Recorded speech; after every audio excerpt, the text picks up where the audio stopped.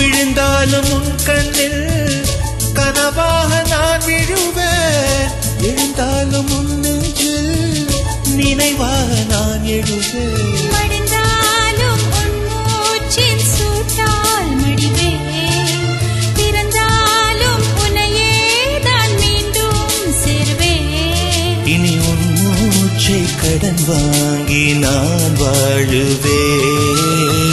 தவமின்றி கிடைத்த வர